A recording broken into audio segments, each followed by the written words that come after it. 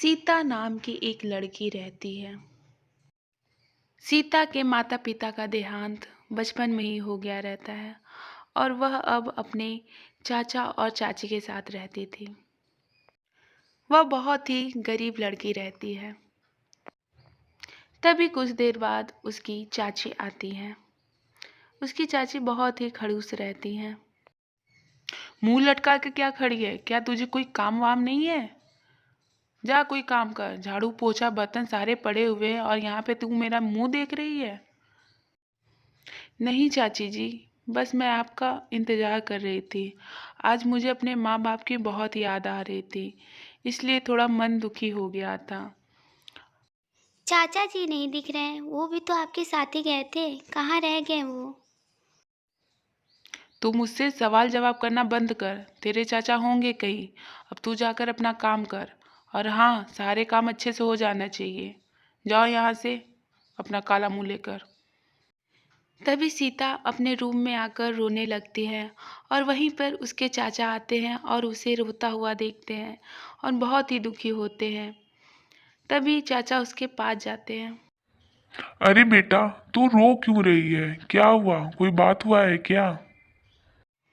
वैसे तू चिंता मत कर, तेरे रोने के दिन खत्म हो गए हैं। मैंने तेरा शादी फिक्स कर दिया है, वो भी अच्छे घर में। चाचा जी, आज मुझे अपने माँ बाप की बहुत याद आ रही है। चाची ने मुझे बहुत परेशान करके रखा है। हमेशा डांटती रहती हैं। कभी भी मुझे माँ जैसा प्यार नहीं देती है। और आप हो कि आप मेरे बाप से भी बढ़कर मेरा ख्याल रखते हो। तू चिंता मत कर पगली, मैंने कहा ना, तेरे रोने धोने के दिन खत्म हो गए हैं। मैंने तेरा शादी बहुत अच्छे घर में फिक्स किया है। वो लोग बहुत अच्छे हैं और तुम्हें राजकुमारी जैसा रखेंगे। मुझे पूरा यकीन है, तुम बहुत मेरी प्यारी अच्छी लड़की हो।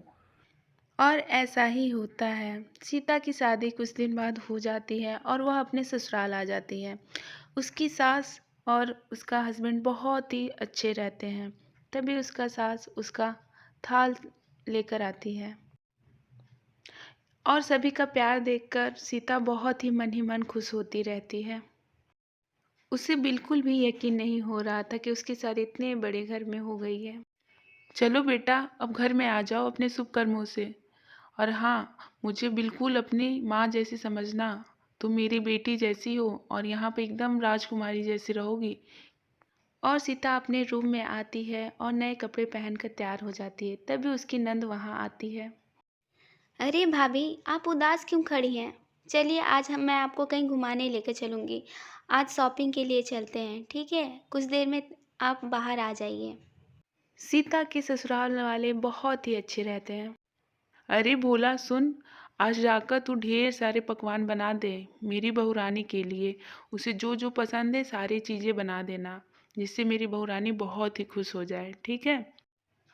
इस तरह सभी का प्यार देखकर वह बहुत ही खुश होती है और वहाँ पर आती है। अरे बेटा, तुम्हें क्या हुआ?